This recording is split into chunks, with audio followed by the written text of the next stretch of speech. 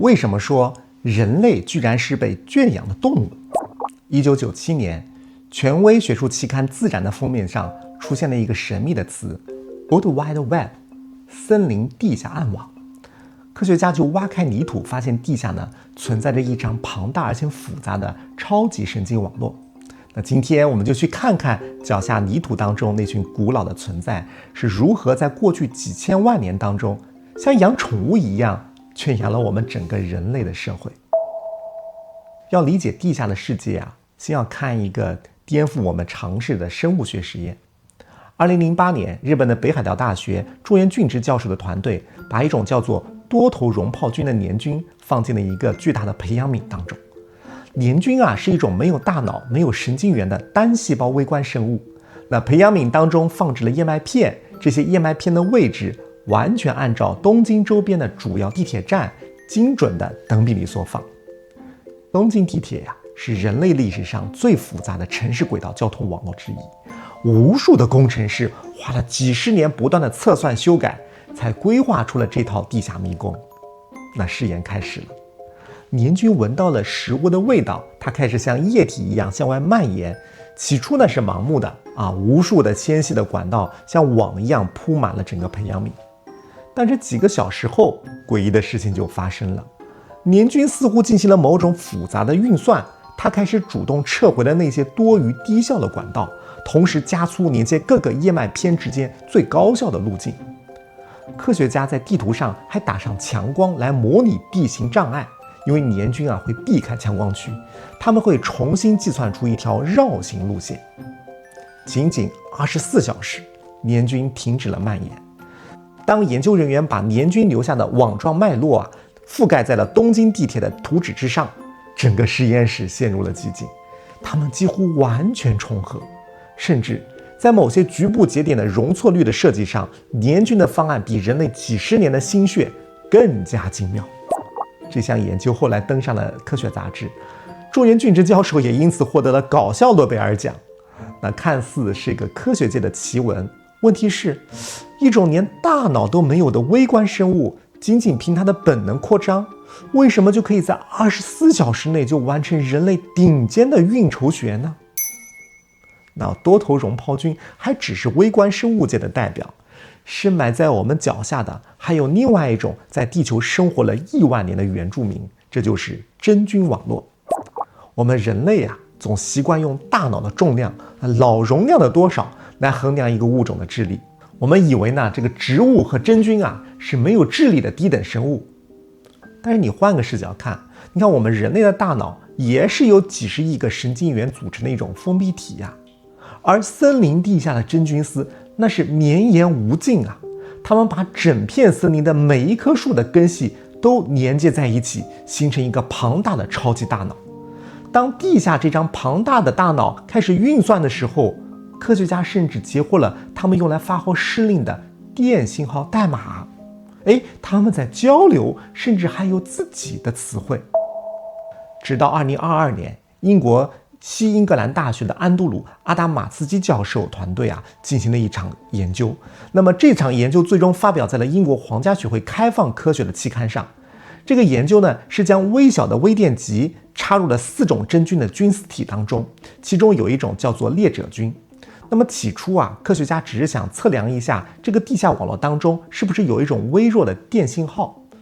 但是当监测仪器开启的那一刻，发现记录的它们是一组组结构分明、有节奏的电脉冲波形。而且如果把这个波形放大，它们和我们人类中枢神经在传递信号当中的动作电位非常相似。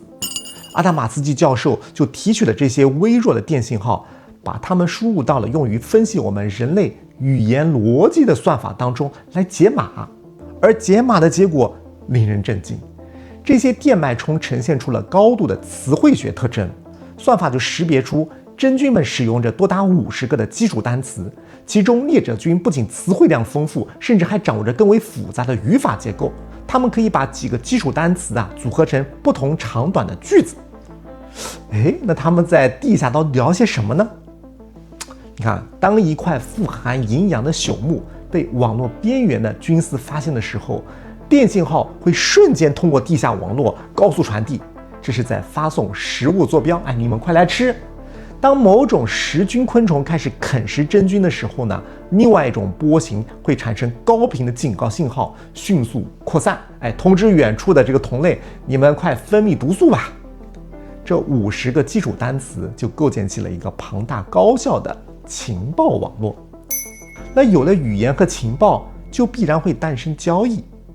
你看，我们去一个茂密的森林的时候，我们看到的都是一棵棵高大的树木，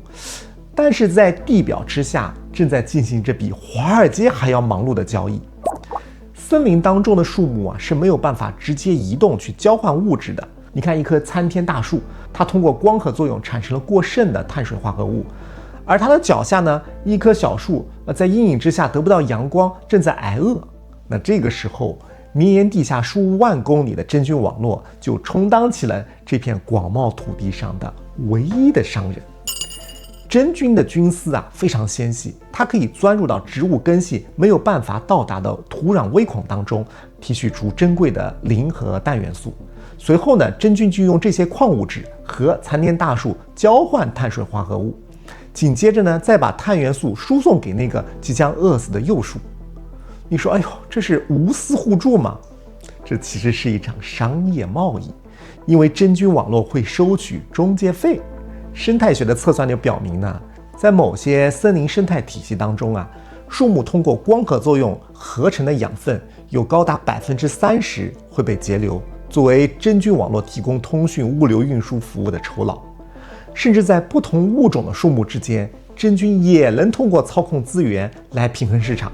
比方说夏天，这个白桦树光照充足，真菌呢就会把它多余的碳元素借给花旗松。到了冬天，这个白桦树叶子掉光了，没有办法做光合作用了，真菌网络呢就会启动催战的机制，强制你花旗松把养分回流给白桦树。在这个地下暗网当中真菌呢不仅是商人，它像是一个法官，它可以通过掐断或者增加物质输送来决定哪一棵树可以长大，哪一棵树会枯萎。这就是一个拥有自己的语言，垄断了全球碳元素交易市场，运算节点又比我们人类互联网多出10000亿倍的超级实体。但如果真菌的手段仅仅停留在植物界，那对我们人类也没有什么影响呀。但最厉害的是，它可以直接控制动物的身体。在美国宾夕法尼亚州立大学的病理学实验室当中，科学家呢就深度解剖过一种被扁侧蛇虫草菌感染的蚂蚁。这种真菌常年在热带雨林当中游荡，一旦它的孢子落在一只蚂蚁的身上，那一场劫持就开始了。真菌的孢子呢会分泌酶，溶解并且穿透蚂蚁坚硬的外骨骼。但奇怪的是，真菌进入到蚂蚁身体之后，并不会说我摧毁你蚂蚁的身体。那么真菌的细胞会在蚂蚁的肌肉纤维周围以极快的速度分裂，编织出一个致密的3维菌丝网络。接着呢，它们开始定向的分泌一种特定的化学地质。这种化学物质呢，会切断蚂蚁的大脑向它的四肢发送的神经信号。最后真菌就像一个提线木偶的这个操控师一样，接管了蚂蚁的所有的运动中枢。那这个时候的蚂蚁呢，它大脑实际上是清醒的，它仍然能看到周围，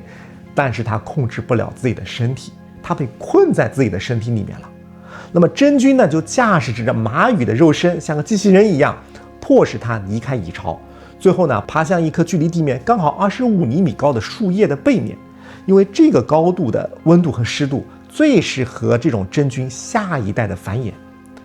到达指定位置之后，真菌还要向蚂蚁下达最后一道指令：你给我死死咬住这个叶片。这就是生物学上著名的死亡之握。随后，真菌的子实体会从蚂蚁的后脑勺破壳而出，向空中释放出成千上万的新孢子，等待下一个倒霉的蚂蚁。这就是潜伏在土壤之下无处不在的微观网络。那面对着这样一个有着化学欺骗技术，能够直接控制这些生物的古老系统，我们不得不去问，既然你又能操控植物，又能操控动物，难道他们真的就会放过我们人类吗？在人类的历史书当中我们都是记载自己是怎么征服大自然、开疆拓土的。大约1万年前农业革命发生了。这个教科书是怎么写的？说我们人类的祖先凭借智慧驯化了野生的小麦和水稻，从此告别了颠沛流离的游牧生活，建立起了定居的村落城市，最终走向了现代文明。那这是一种站在我们人类的视角去看的故事，但如果你把视角拉长到几亿年去看，恰恰相反。古代人类学家和古病理学家对1万年前的人类骨骼化石进行了断层扫描和对比，就完全颠覆了这个常识，说什么农业革命是人类胜利了。在人类作为狩猎采集者的漫长岁月当中，我们祖先他拥有多样的饮食结构他们会吃各种野果呀、坚果呀、肉类呀，平均每周呢只需要工作3到4个小时就可以获取到他们所需的营养。化石显示那个时候的人类骨骼呢粗壮牙齿完好，很少患有严重的慢性疾病。但自从人类开始大规模的种植小麦，这个化石记录就忽然就爆发出人们就开始得严重的疾病了。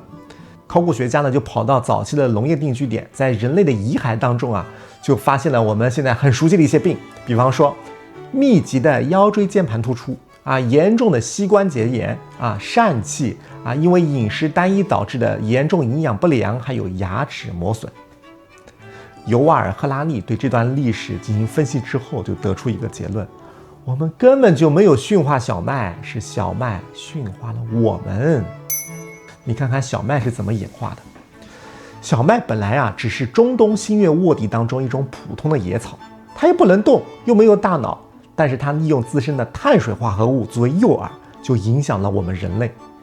小麦呢是一种娇贵的植物，它竞争不过别的杂草于是我们人类就要顶着大太阳帮它除草。小麦呢又非常需要养分，我们人类呢要到处找粪便去滋养它。小麦还容易生病，我们还要日夜巡视帮它去驱虫。小麦需要大量的水我们人类不惜动用庞大的水利工程，挖掘出无数条的运河去灌溉它。仅只用了1万年，小麦这种原本微不足道的野草，就借用我们人类的双手，成功的将它自己的基因散布到了地球的每一个角落，占据了数百万平方公里的地表。我们人类就放弃了自由自在的这种游荡把自己拴在一小块土地上，面朝黄土背朝天，日复一日着劳动，其实非常伤我们的这个脊柱那作为回报，小麦仅提供了一点淀粉。那在这场物种博弈当中，我们觉得自己非常聪明，但不知不觉沦为了植物繁衍的廉价劳动力。如果说小麦是通过碳水化合物控制了我们人类，那么几千年之后，另外一种植物可以直接对我们的大脑进行控制。2013年，权威学术期刊《科学》发表了一项关于植物神经生物学的研究。莱特与史蒂文森教授的联合团队就研究发现，植物是如何利用化学地质来操控动物大脑的。这个实验的主角呢是咖啡因。在自然界中咖啡因本来它是一种高浓度的神经毒素，专门用来瘫痪或者毒死啃食植物叶片的昆虫的。但是一些狡猾的植物，比方说咖啡树柑橘类的一些植物，它会在花蜜当中精准的释放低浓度的咖啡因。科学家就发现，这个蜜蜂吸食了这种含有微量咖啡因的花蜜之后咖啡因的分子会阻断蜜蜂神经元当中的腺苷受体，那么被刺激的蜜蜂会对这朵花的记忆暴增3倍，它会陷入一种亢奋的成瘾状态。那看到其他的花呢可能无视了，变成了这株植物死心塌地的迷妹甚至在极度的劳累当中耗尽体力而死。这就是植物演化出的大脑劫持技术。那么当植物把这套成熟的化学的技术应用到我们人类这个物种的时候，我们人类的文明的版图都被改写了。让我们看看大航海时代我们历史上的大航海呢，记录的都是这些航海家如何有勇气帝国舰队的这个坚船大炮如何厉害。但假设我们是一个外星人，我们站在外星球去看看人类这几百年都干了什么。你看，无数人跑到大海上面去漂泊忍受坏血病的折磨这个顶着可能船毁人亡的风险。这些强大的帝国甚至不惜发动倾国之战，无数的原始热带雨林被砍伐，原住民呢被奴役。为什么会发生这个事情？你说是文明之间有冲突吗？只是因为两种微小的植物化学分子啊，茶多酚与咖啡因。茶树和咖啡树是没有腿的，没有办法跨越重洋去繁衍，但是它们可以合成特定的生物碱，而被我们人类摄入之后，会穿透血脑屏障，与人类大脑的受体结合，它可以屏蔽我们大脑发出的疲劳信号，促使我们的多巴胺和肾上腺素分泌。于是我们的大脑就被这种化学地质劫持啊！为了源源不断的获取这种刺激感，人类自发的建立起了庞大的东印度公司，打造出了遍布全球的远洋贸易航线。人类自以为是在进行伟大的全球化商业扩张，但是在植物的视角来看，你们这些乘风破浪的帆船，不过就是为我们的种子当快递手啊！你们手握重兵的帝国总督，不过就是被这些化学物质刺激的超级工蚁罢了。植物们仅仅通过分泌特定的神经化学地质，就改变了我们人类社会的演化方向。你看，我们自以为是在改造地球，实际上站在地球这个庞大的有机体上，我们只是被植物用化学物质驱使着的动物而已。当你拿起咖啡在喝的时候试图说我还有房贷，我还有 KPI 要奋斗，那株远在南美洲或者非洲的咖啡树就通过你手中的这杯咖啡，对你的大脑下了一道指令强迫你好好干活，努力工作你说只有这个程度吗？那也还好嘛。但故事才刚刚开始。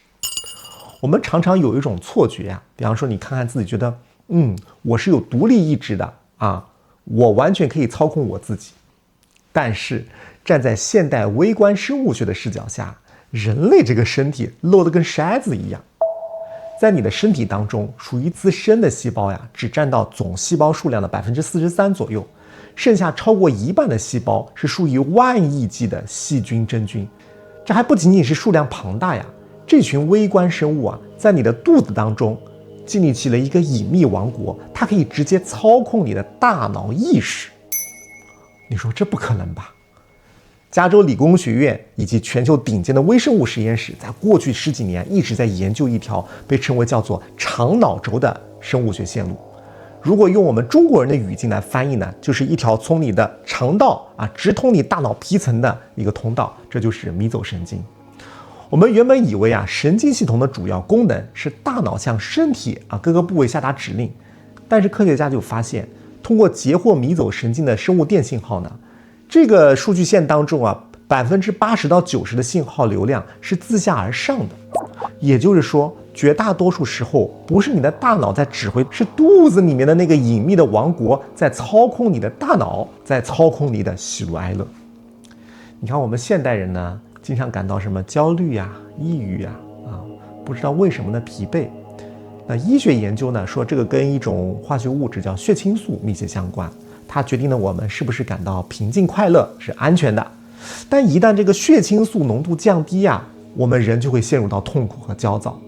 以前呢，我们一直以为这个物质是我们的大脑合成的，但实际上是人体内90%的血清素是由肠道内的细菌造出来的。也就是说，那群微观住客用血清素就可以控制我们肉身，它掌握着我们情绪的开关。假设你看到了晚上半夜，你正好躺在床上，忽然觉得好饿呀，我想吃一块巧克力蛋糕，或者想吃一块香喷喷外酥里嫩的炸鸡。这个时候就天人交战，你想着我还是要保持身材嘛，这个吃夜宵太不健康了。但忍来忍去，最后还是忍不住安慰自己偶尔吃一顿。这个一边吃一边内心非常矛盾，说我是不是意志力太薄弱了？我太馋了。但是你站在微观生态学的视角来看，并非如此。你肚子当中有一个特定的真菌菌群或者是细菌的群落，到了它们需要大量繁衍的周期，它需要大量的特定的碳水化合物或者某种单糖来作为能源。这个时候这群微生物它会释放出特定的化学信号分子，通过迷走神经就可以进入你的大脑的浆上中枢，它可以通过阻断或者释放血清素、多巴胺，制造出一种让你觉得暴躁空虚焦躁的错觉。如果你想尝试压抑这种食欲，它甚至还可以制造出炎症的因子，让你感到情绪低落、暴躁易怒。那你怎么抵抗得了呢？那最终一定被劫持，乖乖的打开冰箱吃起来嘛。你一旦吃下去，这个真菌呢得到了它想要的资源，作为回报，它就会释放出大量的血清素。你瞬间觉得，心里面踏实了，很满足。你以为你吃饱了很开心，实际上你只是替你体内的这群租客打工，而他们赏了你一点情绪价值。你说我怎么没听过这个说法？你不会是在讲科幻小说吧？科学家甚至做过极端的实验，他们把一些患有严重抑郁症脾气暴躁的动物当中，把他们肠道的菌群呢移植到那些性格温和、健康的动物体内。结果很快这些健康的动物性格就发生巨变，也表现出抑郁、退缩和暴躁。你看，连我们的性格、脾气、看待世界的方式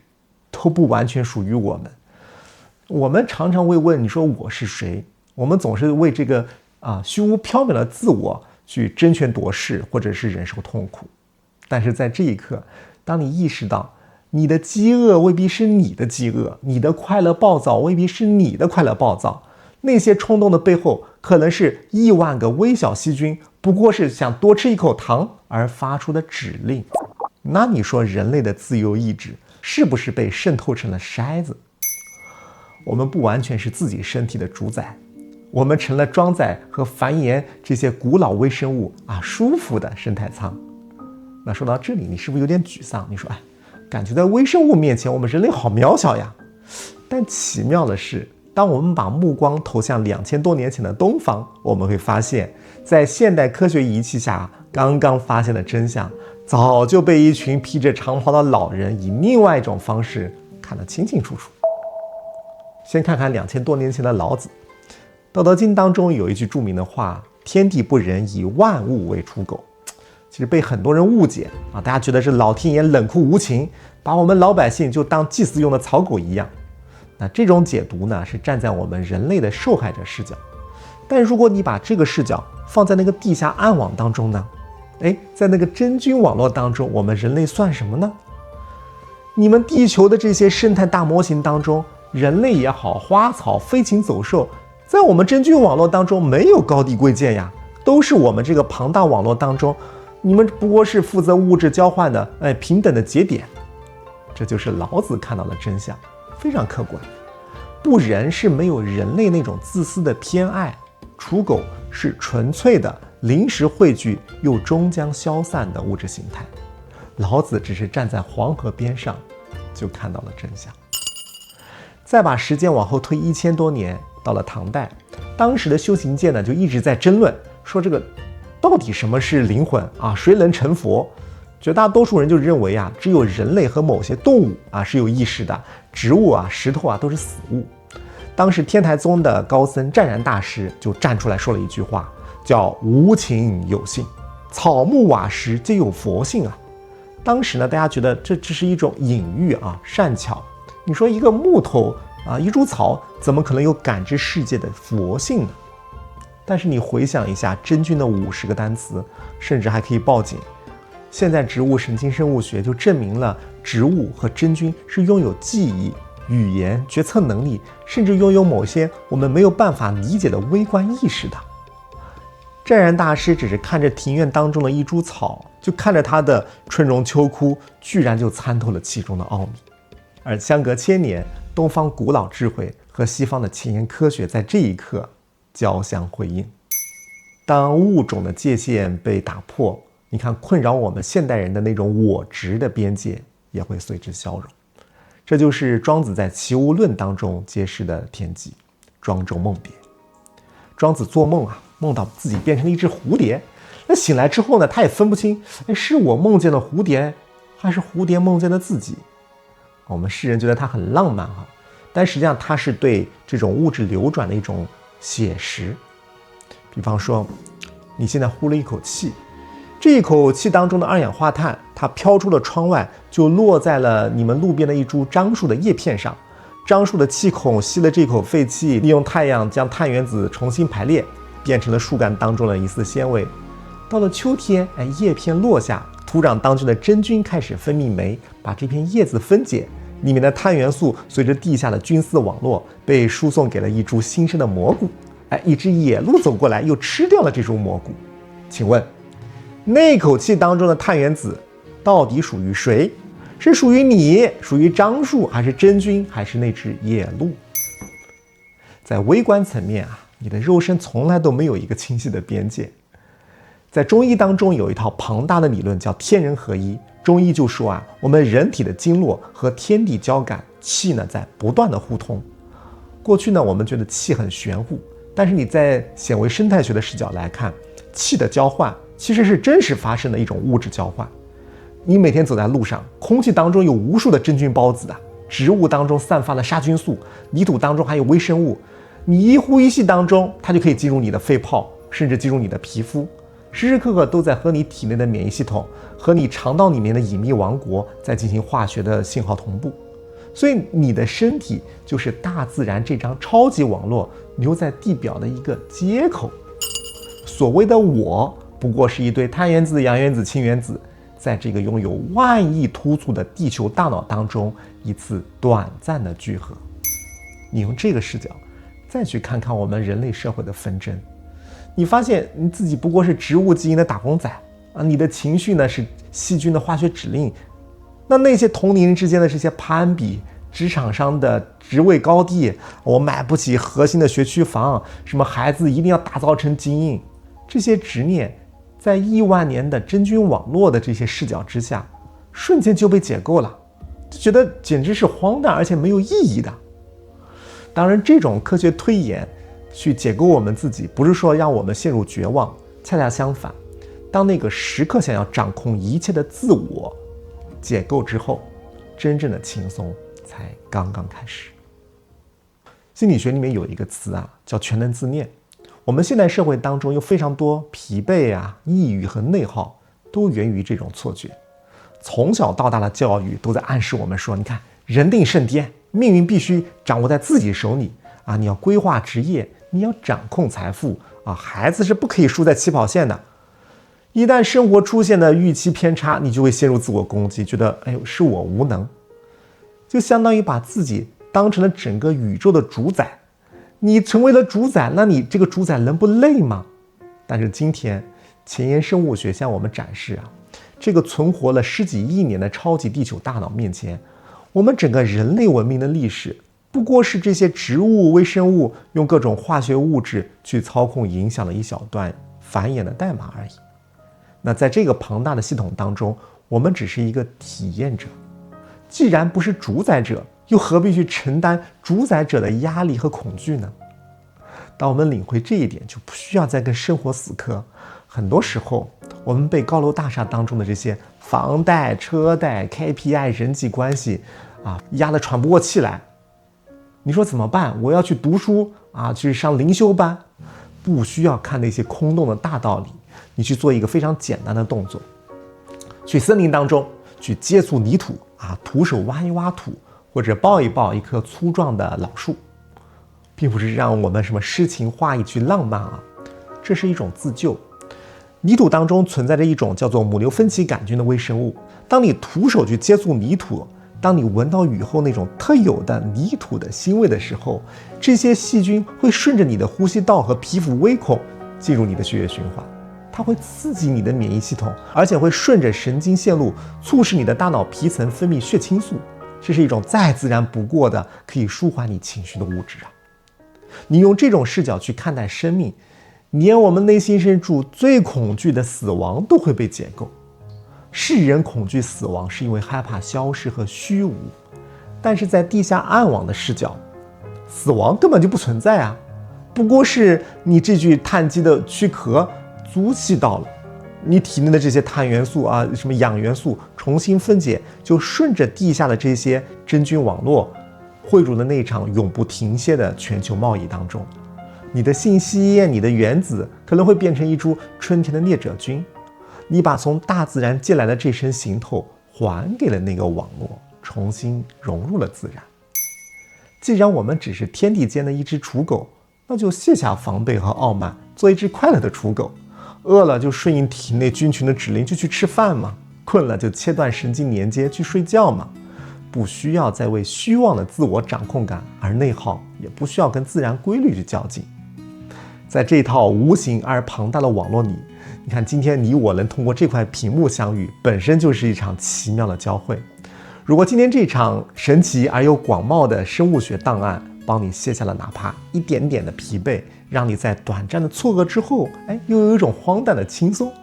请在屏幕下方留下你的印记。你可以点一个赞，或者把它分享给那个同样觉得疲惫不堪、想要掌控一切的人。顺应自然的指引去订阅我们的频道，在这里我们不需要相互教育，只是偶尔停下来，一起平静而又喜悦的去看一看这个庞大而又迷人的真实世界。